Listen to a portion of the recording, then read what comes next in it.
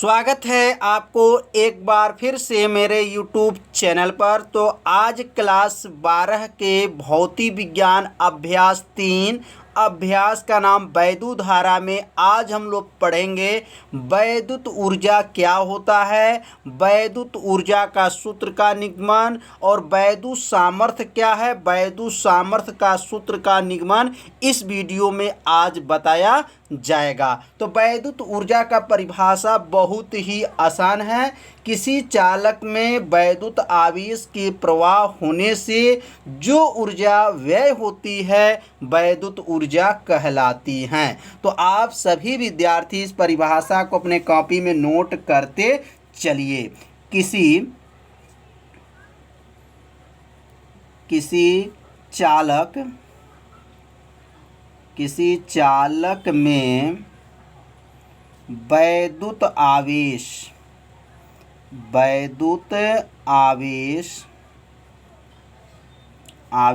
के प्रवाहित होने से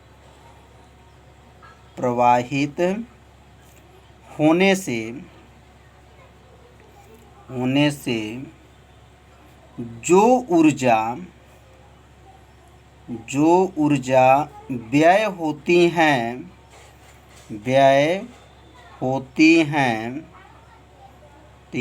उसे वैद्युत ऊर्जा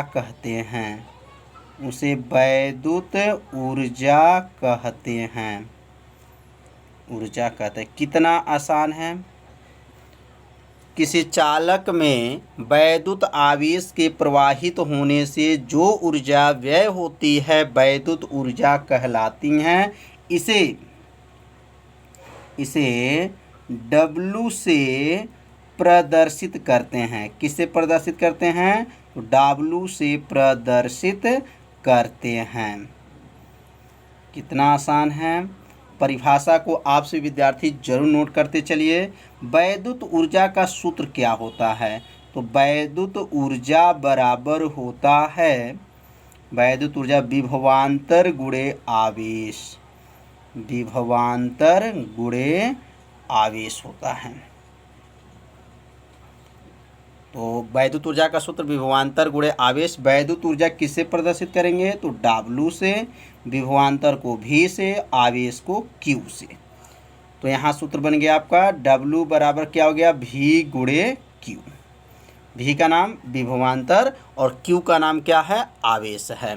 वैद्युत ऊर्जा का मात्रक क्या होता है? अब इसके बारे में समझेंगे। तो वैद्युत ऊर्जा की परिभाषा जो है आप से विद्यार्थी बना सकते हैं कि आवेश के प्रवाहित होने से जो ऊर्जा व्यय होती है उसे वैद्युत ऊर्जा कहते हैं। इसे W से प्रदर्शित करते हैं। वैद्युत ऊर्जा का मात्रक। तो वैद्युत ऊर्जा का मात्रक कैसे निकलेगा? तो W बराबर होता है V गुणे Q होता है। अब अगला लाइन लिखेंगे W का मात्रक, मतलब वैद्युत ऊर्जा का मात्रक बराबर हो जाएगा V गुणे Q का मात्रक। तो V का मात्रक क्या होता है? तो V मतलब विभवांतर और विभवांतर का मात्रक जो होता है वोल्ट होता है, वोल्ट हो जाएगा। और आवेश का मात्रक क्या होता है? तो कूलाम होता है। तो वोल्ट कूलाम किसका मात्रक है? तो वैद्युत ऊर्जा का मात्रक है वोल्ट कूलाम। दूसरा मात्रक इसका होता है, याद रखेंगे, जूल होता है। क्या होता है? जूल। और तीसरा मात्रक इसका अर्ग होता है। तो यहाँ 3 मात्रक आपको बताया गया। यह CGS पद्धति में होता है। याद रखें किस पद्धति में? CGS में। और यह जो है MKS पद्धति में होता है। तो जूल, अर्ग, वोल्ट, कूलाम, तो यह 3 मात्रक आपको वैद्युत ऊर्जा का बताया गया। तो आप सभी विद्यार्थी इस मात्रक को अपने कॉपी में नोट कर लीजिए। अब हम लोग पढ़ेंगे वैद्युत ऊर्जा का सूत्र का निगमन। तो वैद्युत ऊर्जा का सूत्र का निगमन कैसे होगा? क्रमशः आप सभी विद्यार्थी एक एक लाइन समझिएगा। जहां नहीं समझ में आएगा वहां तुरंत आप सभी विद्यार्थी कमेंट जरूर कीजिएगा। तो W का सूत्र अभी हम लोग पढ़े हैं। W बराबर क्या होता है? V गुणे Q होता है। तो अब यहाँ जो है आवेश का सूत्र होता है, आवेश Q बराबर होता है धारा गुणे समय। पहला अभ्यास में बताया गया होगा कि Q का सूत्र होता है I इंटू टी, मतलब धारा गुणे समय। अगर यहाँ Q को हटा दें तो W का नया सूत्र बन गया V गुणे I गुणे टी। किसको हटा दिए हैं? तो Q को हटा दिए, उसके स्थान पे I गुणे टी लिख देंगे। तो वैद्युत ऊर्जा का सूत्र आगे किसके पदों में आया? तो यहाँ वैद्युत ऊर्जा का जो सूत्र आया विभवांतर धारा के पदों में संबंध है। W बराबर V गुणे I गुणे टी, मतलब V का नाम विभवांतर और I का नाम क्या है? धारा। मतलब वैद्युत ऊर्जा और विभवांतर धारा में क्या संबंध है? तो ये सूत्र हो गया W V गुणे I गुणे टी। यहाँ नीचे लिखना चाहेंगे तो लिख सकते हैं कि वैद्युत ऊर्जा बराबर होगा, वैद्युत ऊर्जा बराबर हो गया विभवांतर गुणे धारा गुणे समय। यह सूत्र जो बना आप सभी विद्यार्थी समझ लिए होंगे कैसे यह सूत्र बना, किसके स्थान पे रखा गया जिसकी वजह से यह सूत्र बना। तो आवेश के स्थान पे जब धारा गुणे समय रख दिए हैं तो एक सूत्र बन गया। अब अगला सूत्र क्या बनेगा? तो अगला सूत्र बनेगा, अब यहाँ लिखेंगे W का सूत्र क्या आया था? तो W बराबर आया है V गुणे I गुणे टी आया है। अब यहाँ लिखेंगे चूंकि V बराबर ओम के नियम से देखेंगे तो V बराबर होता है IR होता है। ओम के नियम से क्या V बराबर क्या है? IR होता है। अब यहाँ V को हटा देंगे और इसके स्थान पे क्या लिखेंगे? IR गुणे I गुणे टी। मतलब किसको हटा दिए? तो V को। V के जगह पे क्या लिखेंगे? IR। अब I में जब I का गुणा करेंगे तो यहाँ I जो है स्क्वायर हो जाएगा, मतलब 2 घात हो जाएगा, R हो जाएगा और क्या बन गया? T बन गया। तो वैद्युत ऊर्जा का दूसरा सूत्र क्या आ गया? I स्क्वायर R T आ गया। मतलब धारा का वर्ग, प्रतिरोध और क्या है? T क्या है? समय है। तो समझ में आ गया होगा यह सूत्र कैसे आया, किसके स्थान पर रखा गया? V के स्थान पे IR, IR और I में जब गुणा करेंगे तो I का स्क्वायर RT हो जाएगा। तो यहाँ हिंदी में लिखना चाहें तो लिख सकते हैं कि वैद्युत ऊर्जा बराबर धारा का वर्ग गुणे प्रतिरोध गुणे समय। अब अगला जो सूत्र का निगमन होगा, बस थोड़ा सा आपको ध्यान देना है सूत्र पे। तो अगला जो सूत्र बनेगा W बराबर क्या भी रिजल्ट आया था? तो I स्क्वायर RT आया था। अब यहाँ जो है I को बदल देंगे और I के स्थान पे क्या लिखेंगे? V बटा R। ये किसके नियम से है? तो ओम के नियम से है। अब यहाँ I को हटा देंगे और उसके स्थान पे V बटा जो है R को लिख लेंगे। तो यहाँ लिखेंगे V बटा R का क्या हो जाएगा? स्क्वायर हो जाएगा, गुणे हो जाएगा, R गुणे क्या होगा? T हो जाएगा। अगला लाइन लिखेंगे W बराबर वर्ग, जब इसके अंदर जाएगा तो V का वर्ग बटा R का वर्ग गुणे R गुणे क्या होगा? T हो जाएगा।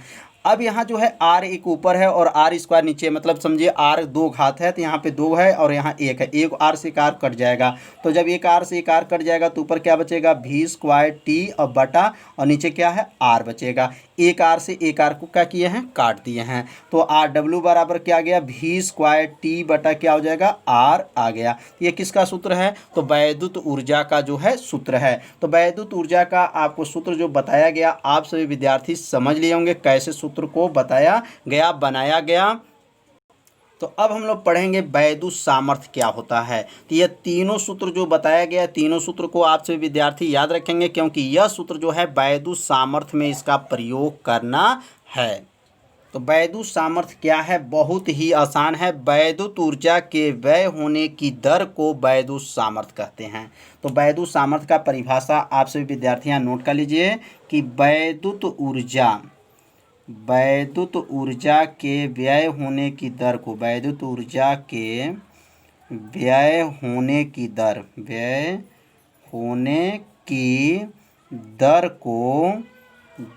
को वैद्युत सामर्थ्य कहते हैं। वैद्युत सामर्थ्य कहते हैं।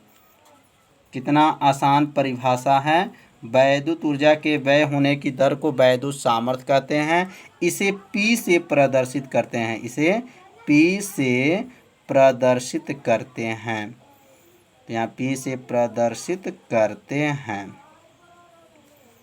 कितना आसान है वैद्युत सामर्थ्य की परिभाषा। तो वैद्युत सामर्थ्य का सूत्र क्या होता है? तो अब यहाँ लिखेंगे वैद्युत सामर्थ्य बराबर होता है, वैद्युत सामर्थ्य बराबर सूत्र है, सामर्थ्य का दूसरा नाम शक्ति भी है, याद रखेंगे। वैद्युत सामर्थ्य या वैद्युत शक्ति भी इसको कहा जाता है। तो अब यहाँ लिखेंगे वैद्युत सामर्थ्य का सूत्र होता है वैद्युत ऊर्जा वैद्युत ऊर्जा बटा जो है समय होता है, बटा क्या होता है, समय। तो इसी से परिभाषा बनाया गया कि वैद्युत ऊर्जा के व्यय होने की दर को वैद्युत सामर्थ्य कहते हैं। इसे किससे प्रदर्शित करते हैं, तो इसे P से प्रदर्शित करते हैं। W बटा क्या बनेगा, T हो जाएगा। तो P बराबर जो सूत्र आ गया W बटा जो है T आ गया। तो वैद्युत सामर्थ्य किसे कहते हैं, बहुत ही आसान है।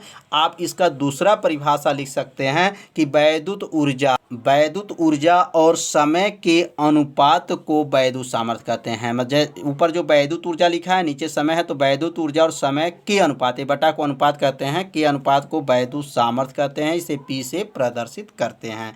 और यहाँ पे इसका मात्रक क्या होता है, तो लिखेंगे यहाँ पर P का मात्रक मतलब वैद्युत सामर्थ्य का मात्रक बराबर हो जाएगा W बटा T, कोष्टक बंद करके लिख सकते हैं का मात्रक। तो अब यहाँ W का मात्रक क्या होता है, तो W का मात्रक जो होता है जूल होता है। क्या होता है, जूल। और प्रति क्या हो जाएगा, प्रति सेकंड हो जाएगा।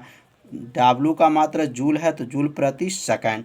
दूसरा मात्रक इसका होता है अर्घ प्रति सेकंड। क्या होता है, अर्घ प्रति सेकंड। जूल का दूसरा कार्य का दूसरा मात्रक अर्घ होता है, तो अर्घ प्रति सेकंड भी लिख सकते हैं। और तीसरा मात्रक जो होता है इसका वाट होता है। चौथा मात्रक जो होता है अश्व शक्ति होता है, अश्व शक्ति याद रखेंगे। अश्व शक्ति किसका मात्रक होता है, कई बार कंपटीशन में आ चुका है। आगे चल के जब कंपटीशन का एग्जाम देंगे तो इसमें कई बार ये परीक्षाओं में पूछा गया है कि अश्व शक्ति किसका मात्रक होता है। तो अश्व शक्ति जो है सामर्थ्य का मात्रक या शक्ति का मात्रक होता है।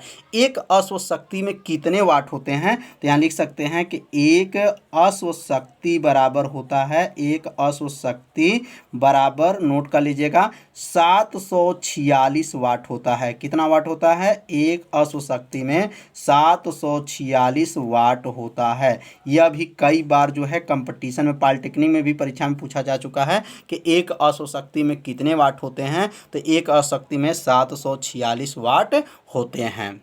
अब हम लोग पढ़ेंगे वैद्युत ऊर्जा का जो है सूत्र का निगमन, वैद्युत सामर्थ्य का, ध्यान देंगे, वैद्युत सामर्थ्य का सूत्र का निगमन अब समझेंगे।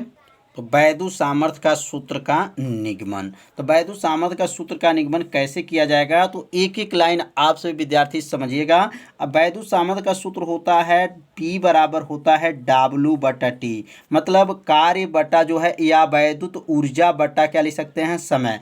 तो अब यहाँ W का सूत्र आज ही हम लोग पढ़े हैं कि W का सूत्र क्या क्या होता है। तो W बराबर होता है V गुणे I गुणे T। यह सूत्र का निगमन आज ही इसी वीडियो में कराया गया है कि W बराबर सूत्र क्या है, V गुणे I गुणे T। ये सूत्र कैसे बना, इसका निगमन आज ही वीडियो में हुआ है। तो आप सभी यदि आप अपने कॉपी में नोट किए होंगे तो इसे मिलान कर लीजिएगा कि W का सूत्र क्या है, V गुणे I गुणे T। अब यहाँ W के स्थान पे रख लेंगे तो क्या बनेगा, P बराबर हो गया V गुणे I गुणे T बटा क्या हो जाएगा, T हो जाएगा। अब यहाँ T से T को कैंसिल कर देंगे, T से T जो है कट जाएगा। कटने के बाद से क्या बचेगा, तो P बराबर बच गया V गुणे I बच गया। तो यह जो सूत्र आ गया किसका सूत्र है, वैद्युत सामर्थ्य का सूत्र है। तो वैद्युत सामर्थ्य का सूत्र क्या बन गया, तो यहाँ नोट कर सकते हैं कि वैद्युत सामर्थ्य बराबर हो गया विभवांतर गुणे क्या है, धारा, विभवांतर गुणे धारा। यह जो है पहला सूत्र बन चुका। तो समझ में आ गया होगा कि यह सूत्र कैसे बना और कैसे इसका निगमन किया गया। बस थोड़ा सा आपको ध्यान देंगे, बस W के स्थान पर मान को रखते चलेंगे, सूत्र बनता रहेगा। तो यहाँ नोट कर लेंगे, ये पहला सूत्र था। अब इसका जो है दूसरा सूत्र का निगमन करेंगे। तो अब यहाँ लिखेंगे दूसरा। अब दूसरा सूत्र कैसे निगमन होगा, पुनः जो है सूत्र लिखेंगे। P बराबर क्या होता है, W बटा T होता है। अब यहाँ पे लिखेंगे कि W का दूसरा सूत्र क्या बताया गया था, तो W का दूसरा सूत्र बताया गया है I स्क्वायर RT बताया गया है। तो अब इस W को हटा देंगे और इसके स्थान पे क्या लिखेंगे, I का स्क्वायर RT बटा T हो जाएगा। अब यहाँ किसको काट देंगे, तो T से T को इसमें भी कट जाएगा। T से T कटने के बाद से क्या बचेगा, तो P बराबर बचेगा आई का स्क्वायर आर बचेगा। तो यहाँ वैद्युत सामर्थ्य का सूत्र क्या बन गया, धारा का वर्ग गुणे क्या है, प्रतिरोध हो गया। तो यह दूसरा सूत्र हो गया। कितना आसान है, बस W का मान को रखना है और T से T को काट देना। काटने के बाद जो शेष बचेगा वही जो किसका सूत्र बन जाएगा, वैद्युत सामर्थ्य का सूत्र बन जाएगा। अब अगला जो है तीसरा सूत्र क्या बनेगा, तो तीसरा जो सूत्र है पुनः जो है लिखेंगे P बराबर W/T। अब यहाँ W का सूत्र जो है तीसरा सूत्र क्या बताया गया था, तो W का तीसरा सूत्र बताया गया था V²T बटा क्या होता है, R होता है, V²T बटा R। अब यहाँ W के स्थान पे इसको रख लेंगे तो क्या बनेगा, P बराबर बनेगा, अब यहाँ लिखेंगे V²T बटा R हो जाएगा। और ये R होने के बाद देखिए बटे में T है तो गुणे क्या हो जाएगा, T हो जाएगा, क्योंकि ये भी बटे में है और ये भी R जो है बटे में है। तो अब यहाँ से किसको काट देंगे, तो T से T को क्या करेंगे, काट देंगे। काटने के बाद से क्या बचेगा, तो P बराबर बचेगा V² बटा R बचेगा। तो ये किसका सूत्र आ गया, तो यह जो है वैद्युत सामर्थ्य का सूत्र 3 आ गया। तो वैद्युत सामर्थ्य का सूत्र कैसे आ रहा है आप सभी विद्यार्थी समझ रहे होंगे, कैसे इसको निगमन किया जा रहा है। बहुत आसान नियम से आपको सिद्ध किया जा रहा है जिससे आपको अच्छे से समझ में आ जाए। तो आज की वीडियो में वैद्युत ऊर्जा और वैद्युत सामर्थ्य के बारे में पढ़ाई हुआ है। तो आज का वीडियो आप लोग को कैसा लगा, आप सभी विद्यार्थी जरूर कमेंट कीजिएगा, वीडियो को लाइक कीजिएगा। चैनल पर आप पहली बार आए होंगे तो चैनल को सब्सक्राइब और घंटी दबाना न भूलिएगा। तो कल का वीडियो होगा कि किलोवाट घंटा क्या होता है, यूनिट क्या होता है, यूनिटों की संख्या की गणना कैसे करते हैं, कल के वीडियो में बताया जाएगा। तो आज का वीडियो जो है इतना ही। तो कल मिलते हैं शाम को 6 बजे। तब तक के लिए सभी विद्यार्थियों को नमस्कार।